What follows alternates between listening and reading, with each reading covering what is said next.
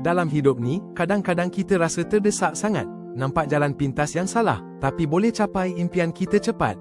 Masa tu, kita terfikir, boleh ke guna cara yang tak betul, asalkan tujuan kita baik. Firman Tuhan dalam 2 Samuel bab 4 ayat 11 ada ingatkan kita, lebih-lebih lagi apabila orang jahat telah membunuh orang yang benar di tempat tidurnya sendiri. Ini cerita pasal Daud yang tak balas dendam bila ada peluang, sebab dia percaya Tuhanlah yang akan adili semua. Tuhan tak nak kita guna kekejaman untuk capai keadilan, sebab dia sendiri adil. Jadi, kawan-kawan, walau apa pun cabaran kita, marilah kita pilih untuk pegang integriti dan kebenaran. Jangan biarkan keinginan kita untuk berjaya buat kita lupa siapa Tuhan kita.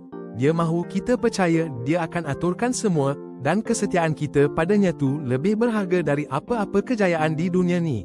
Ingatlah, kasih sayang Tuhan tu kekal abadi, dan Dia sentiasa di sisi kita bila kita pilih jalan yang benar.